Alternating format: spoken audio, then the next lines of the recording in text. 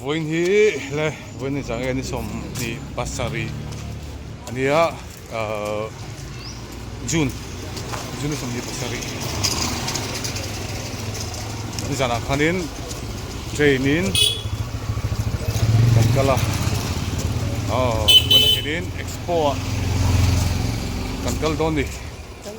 kan kal chan per chu expo ni call chi sang en an tar chuk dona chi kan en don ni tuna hinin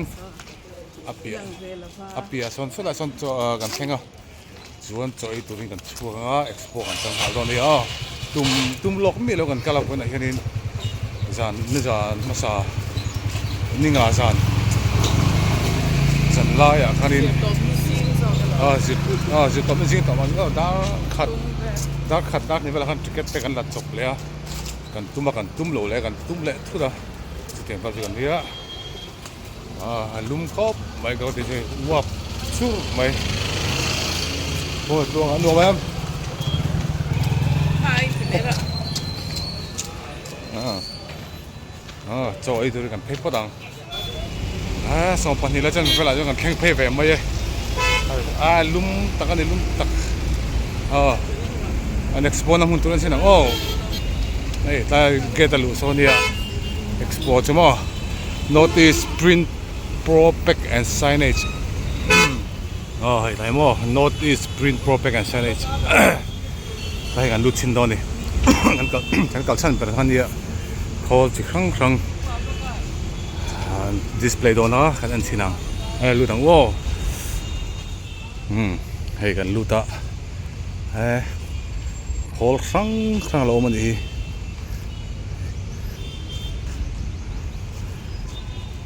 to le hlom mai don si na ta mi lo tlu ni hei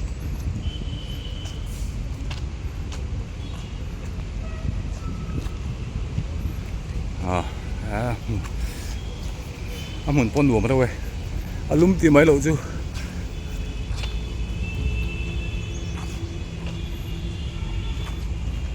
nên resist tara hey bets kan dong pe kan ni hey alut so so ko mot lo nga nang ma vai po ha ibet ka shop era to mo hey Epson ho bi kan ya hey thalak print na abon ko bai nuai som bordel te ni mo chuan hei sublimation ania chuan hei photo printer tho bon hlom ko pai hei nge ti khap workforce pro black and white senior 100 ppm minute khata hekza print hei sai ti khan som pan hi hei 1 point workforce pro nia noi hi le sang hi vel sim hi vel nia noi hi bo ve pe hi at phat mel ka ti chon hi po hi chu dtf ke ka si ing ki poach ta ka ni an hi pakati to wem tong chu to ve ma se capacity sang ve thum mo copy tam to print theta hian copy si li ve la print color li thom hang tro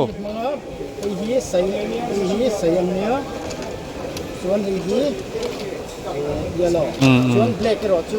black print tamat ni wa hian copy si ni theta mo apakat ka exact hisab vel nge ring pakata si samir to lo sia sanga le ti vel bon ni kota hi a black ro hi chu sing hi chung ve le black pakat ka sing ni lati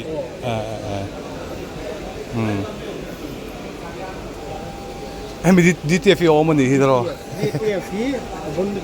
chu RNR mission ve kan te ko mo ni che ken ya ki ko ni zo ram chu thai de ti ma a print speed po chakang chu chake chu ba ka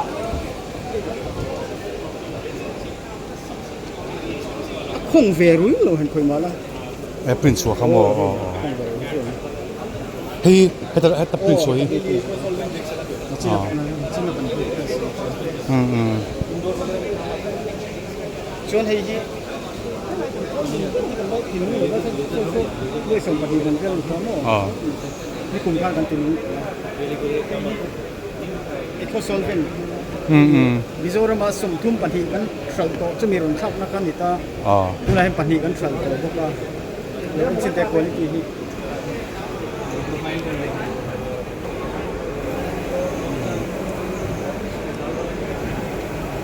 ผู้เสียบสินตัวเดียวพวกเขาไฟตัวเดียวเขาพิมพ์ตัดเทนต์นะ2 point ดังที่เป็น4ตัวครับเฮ้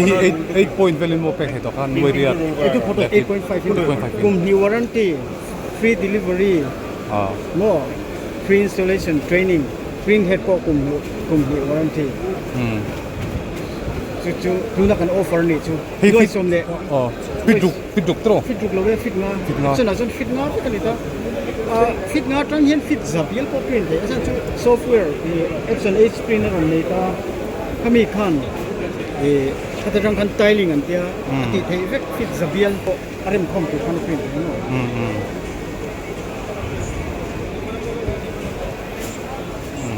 เนาะให้แต่กันอะไรล็อก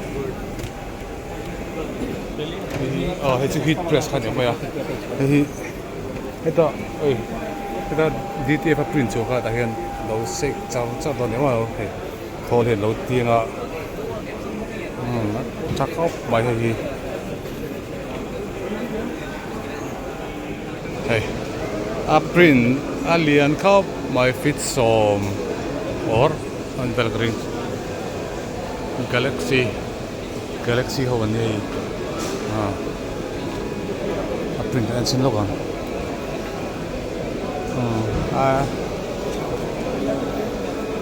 เรียนตะกันดิหมูนุ่มไงไหมให้แต่เห็นบ่โคทั้งเล็กสตัมเปอร์ไอ้Epson เขาคันนี้กันก็รู้ดังมั้งแต่ปูรัวตาเราอมพวกทิ้งปุ๋ยด้วยกันอินโดนีเข้าหมอกันชินอินเบสดอนตัวเจ้าก็เราอินเบสชินเข้าหมอทิ้งปุ๋ยเราอินเล่ร์เนาะเบสต้องเปร์เนาะพวกมินโดตาโอ้แต่หมอ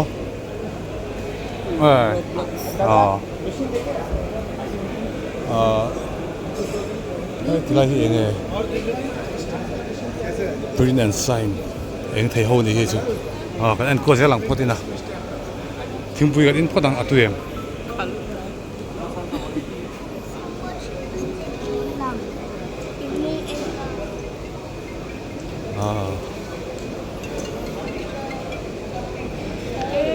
ยังไง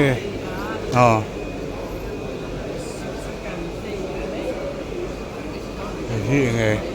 total sign media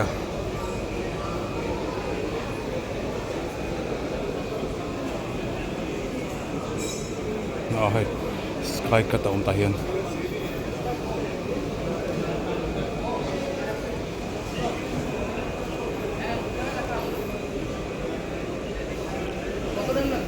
ไม่ได้สกายกัตตัวนี้ชิโน่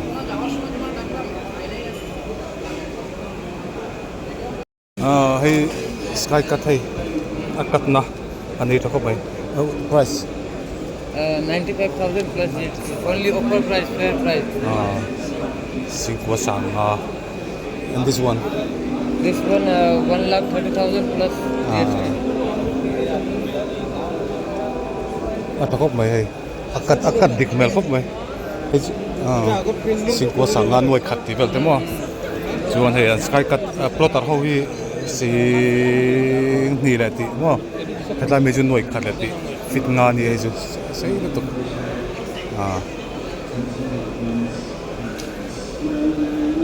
ที่เขาไปที่ออกมานี่ใช่ไหม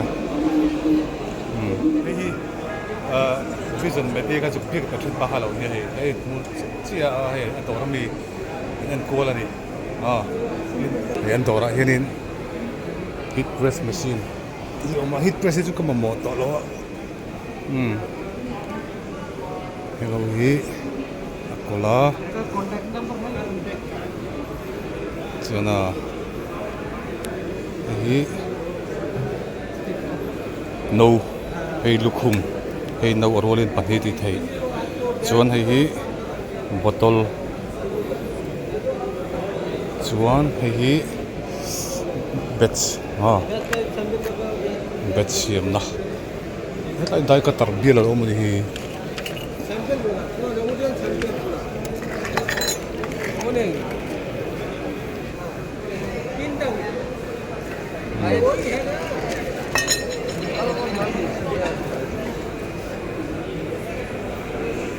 okay, I'll look around, okay? Legend marking. Yeah,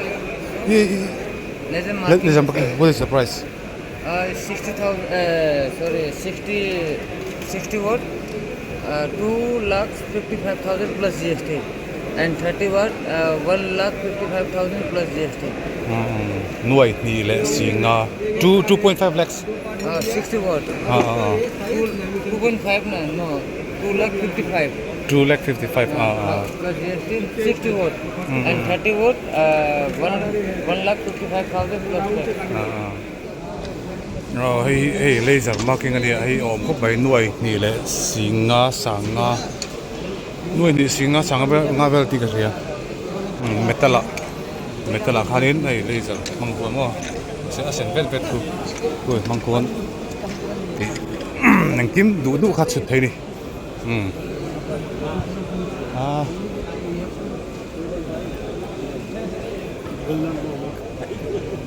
kan let sinang hey again ni ve thung Khawl automatic laminator laminate na ni chu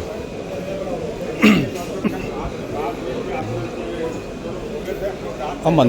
hi ziak lang sa thatun le an ziak lang ngai lowa suet har da chin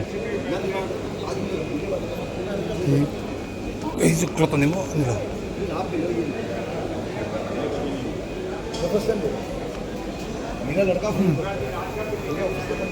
मतलब ही फुजी फिल्म बैठूं हाँ तो ना कल सोची ना खास काय करता नहीं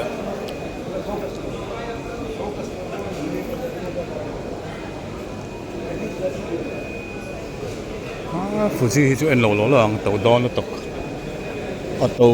तक ये nghe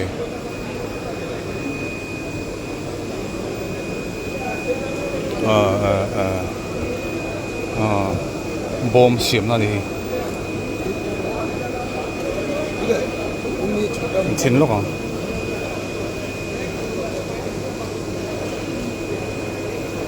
thì nó cắt aron cắt chua có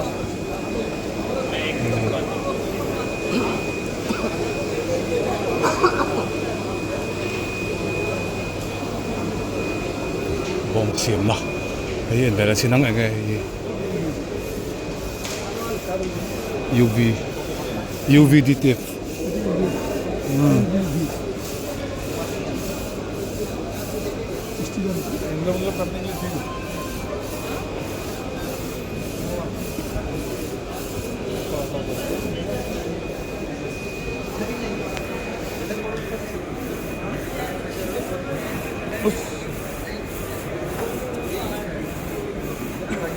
UVมีขวาเบลไม่ถูกกันเนี่ยเปลี่ยนอะไรคุณลูกอ๋อ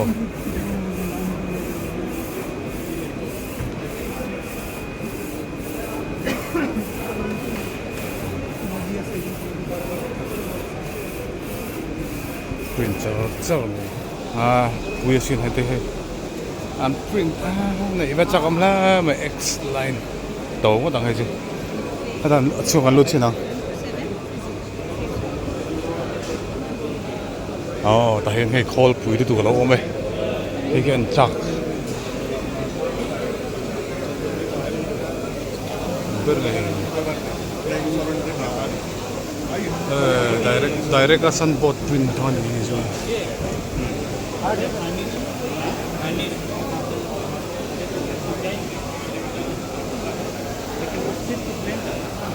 cho về này thì hiện sân bộ đó đây là cái print vec này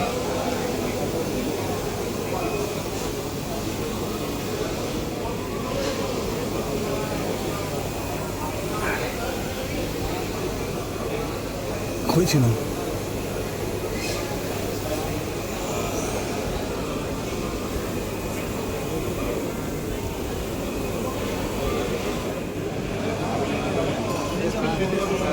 laser engraving kan ya.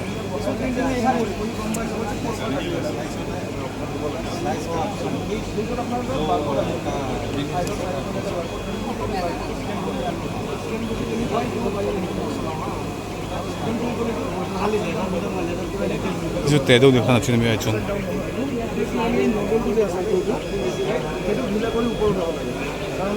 Ini laser CO2. খোলামেলা কৰিলে তাৰ কি হৈ যায় টেলিভিশ্যন ইঞ্জিনিয়াৰ মাতিব লাগে কিন্তু টেলিভিশ্যন আপুনি এবাৰ চেট কৰাৰ পিছত এইটো টেক্স কৰা দৰকাৰ বেটটো অট'মেটিক আপ ডাউন কৰে বেটটো আপুনি ইউজ কৰিলে হ'ল তাত টাচ নকৰিব পাৰি সেইটো আহিব খালি আপচাইড ডাউন বেৰৰ লগত laser kan upside down kan thea amason camera boka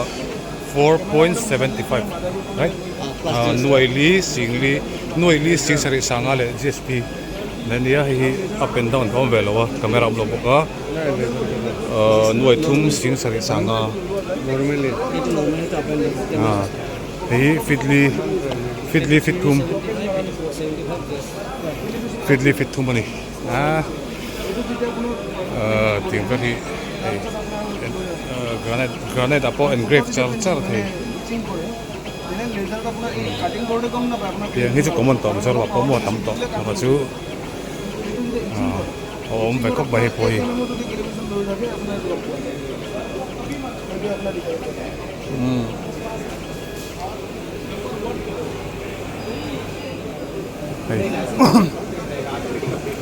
laminate na ani hi laminate na này sublimation sang boka hi abat seal very glass ponilo azia lemai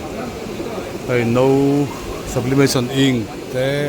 granite te mo rock stone sublimation te ha te mi kat ta ri thani he thì ha mà fit nga fitly ni cha khóc mai cha thì hiện quýt đâu rất là mấy bác hẳn thì bác anh ông lâu lắm cái cha này cái mình call thì chứ mình ra print đi print đây khóc mấy zoom trên nó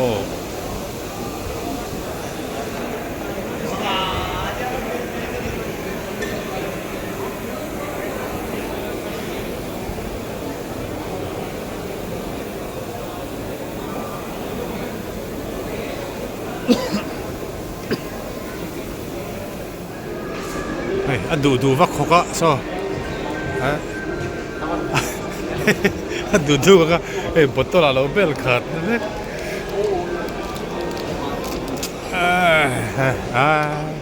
em nằm ăn lao tụi có tàu bốc gì này đâu luôn thiếu trà chứ tầm tàu anh đi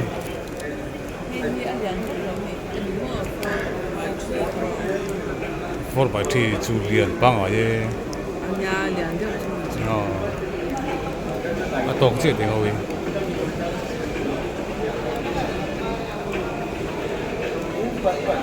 thôi bà bèl nem tọ và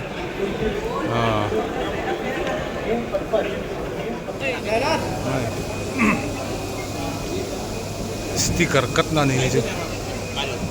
cắt để xong rồi vậy cắt chua to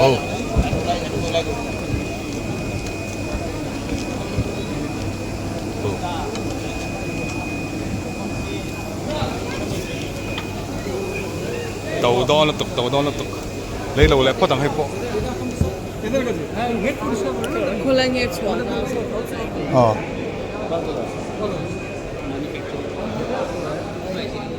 hey na china san botan print thamo hey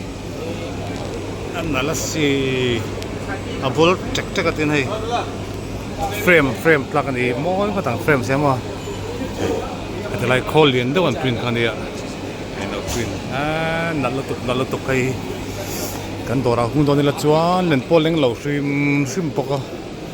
he po hi galaxy ho he po sei fitsom ani ang fitsom pan hi fitsom kan chua san don to hey kan en zo do to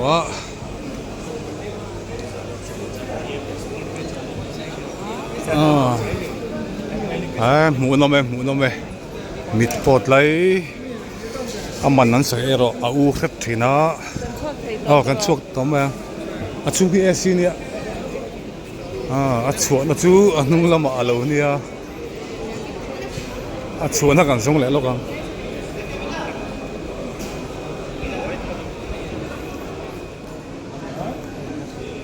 memento le novel mo kan chu san podang o atam me o atam si du atam si ale na tam si lo wa chu te vel chu ni kan kal san to ber mi zo po nom ve do nual mai kai no ve nual mai mi zo ho po kan chu san podang sky cut ho vision media ho chuk podang tama polo lo mani ngoro hey la chin lo ka ta hian so ro Khawl lien turu do tam mai hello tam mu tu lai lo pu so kan ni he po hi print ho ni hi bel lo in hey san bot print ho kal chinang kal pol chinang ka pol lo ka le to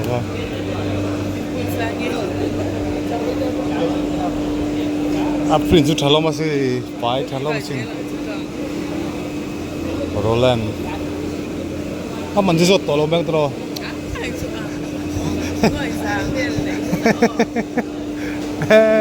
lom hey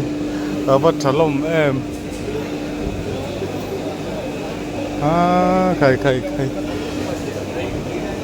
अभी एक गिलास मुझे देना चाहिए thế em top phát đó em top on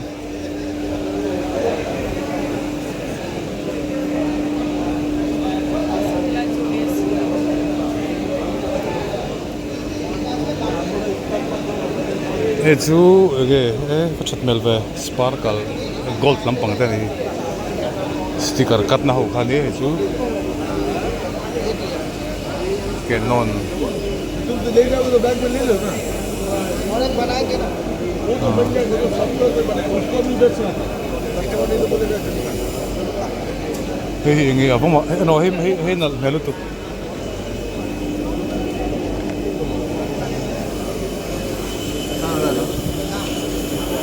glass apin thì nghe khai lý cảm gì ini biasanya minum ini ना है जो पोस्टर है बोतल जो कंप्यूटर से से जो वाला नंबर पे giang bắc là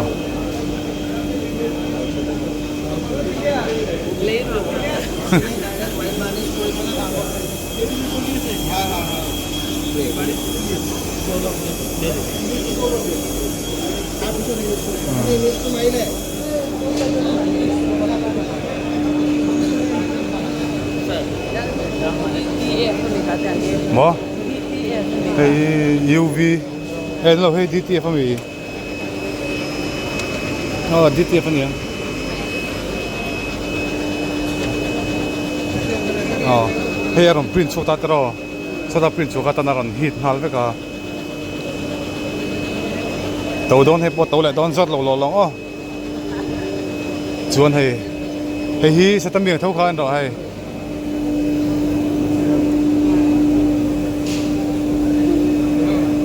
Hey, you. Hay chứ tiếng kẹt nó.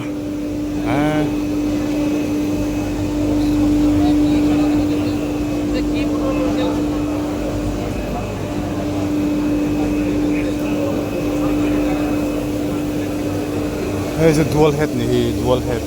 Rolling panikat hey.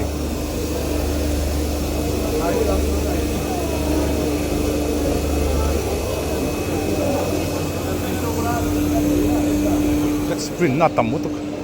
Flex print tam. Ngalok Sabi kan lelok. Single head thau ni. Memento kat na mo.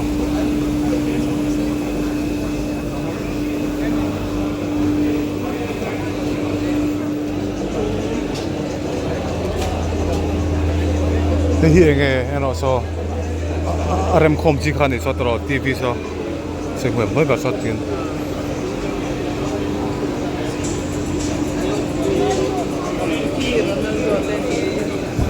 and he Portugal then khel ni ki hey boy flex screen na liền to lỗ là to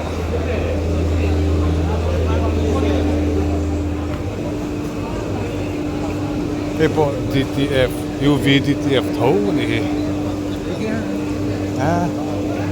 thì hầu như này là mà print chắc pardon cái câu chú brand bắt đầu này có chắc lắm bằng đâu này xin lỗi anh nó đặc biệt xin lỗi anh Epo hi 4.5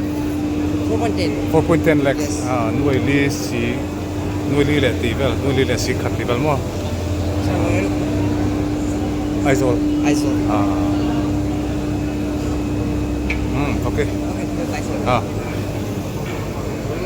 Nuôi li ya kai đó zel mo frame cut na. Cái chú frame cut na ni frame khác sang không.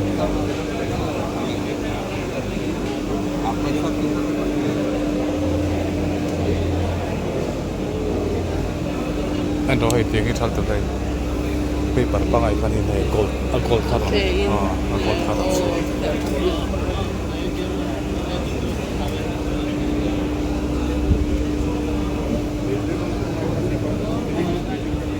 kan printer này về ang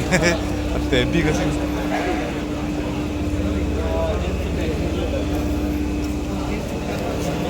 anh này liền thế sẽ phải flex print hay mo chơi atap li ni plus jet Amazon vela tamu te hlawm deuh deuhin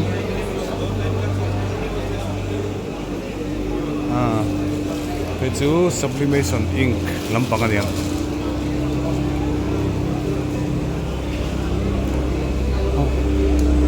flex print na lian pui li ro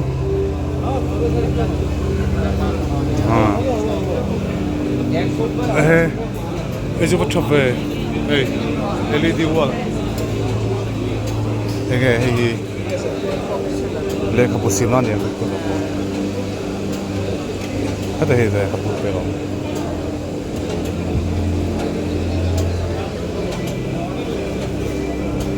what chop acha em ka san de podang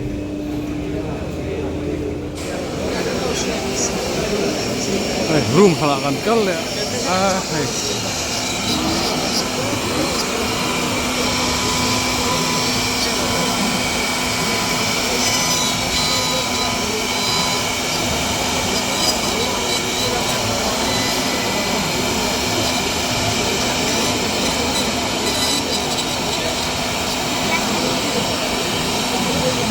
what chove tro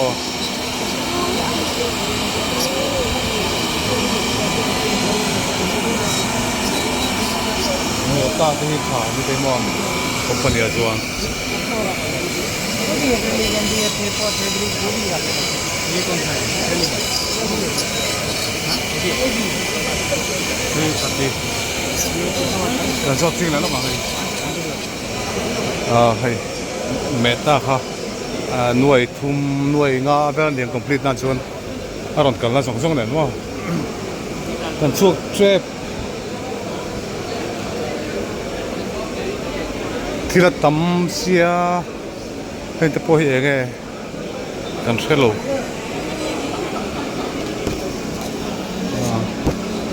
Hi enge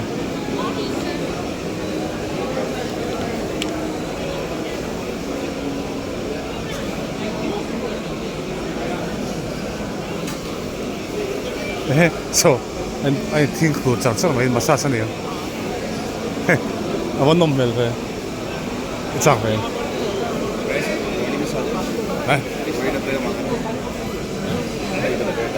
alo he ani thati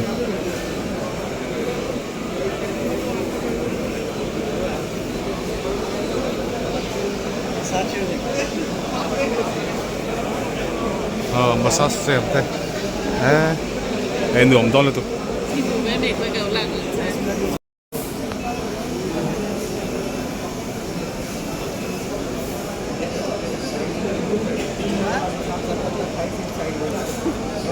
Rồi, apa aku quarter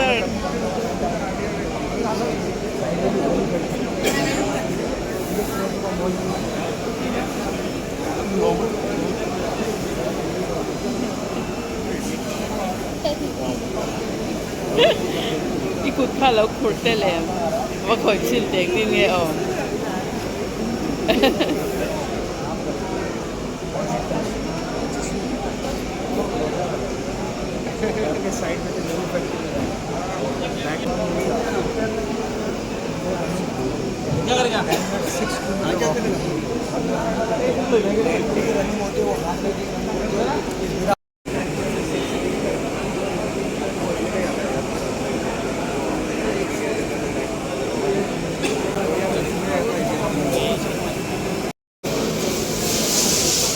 Gain massage le zui đi kha hengobi nge sin vele lok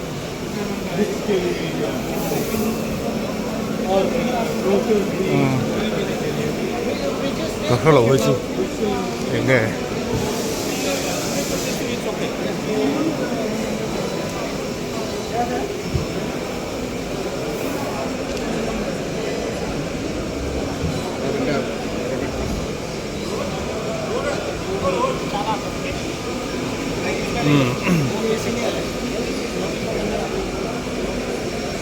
Kue kan chua kan lu na kha chula chu ro pia so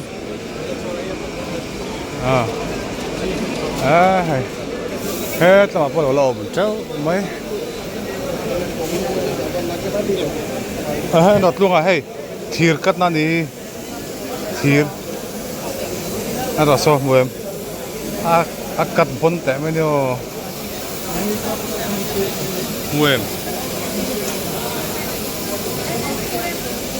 cái chú ấy khó em phăng về là con này khó đó so mua so trek chuối mấy thì ta trong hiền so một thầy em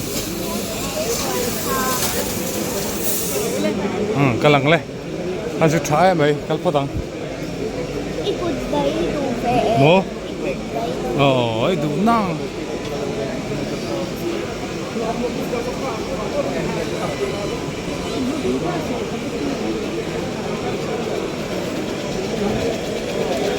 Itu DTF.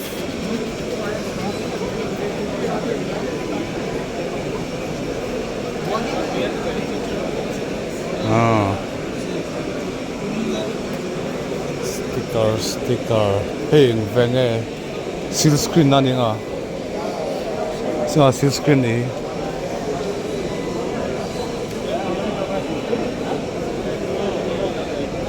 Hello Debbie. Hello Khay. Chili pula.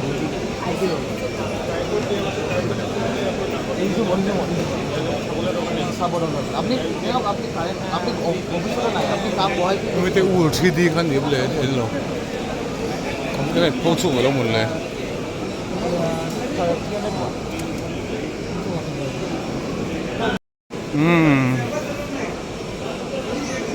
ha chụp nó không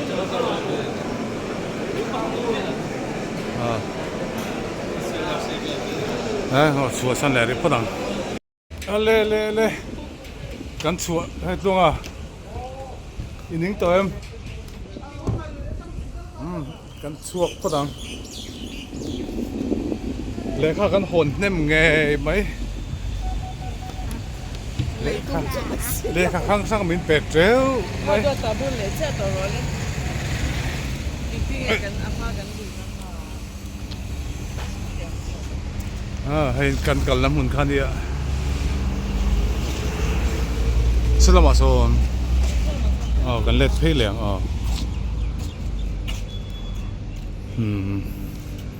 lút chơi la là get xuống bao giờ là vừa rồi bắt chép nè về cái tập nó còn thích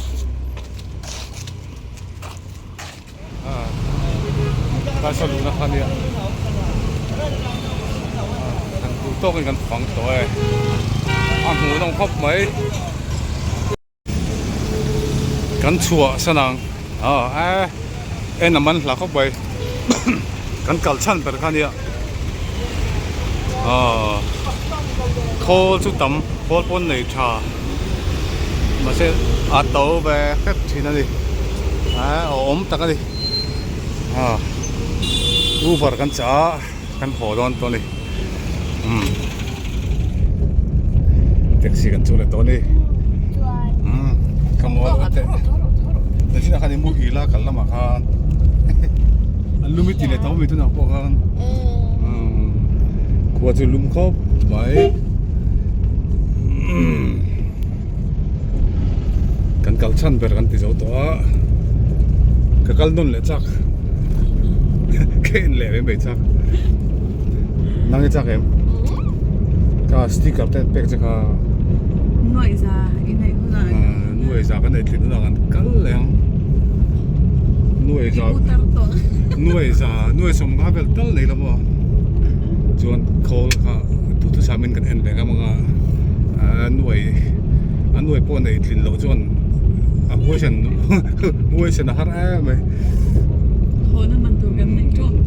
hotel man po kan padon to ni ngai nom to lo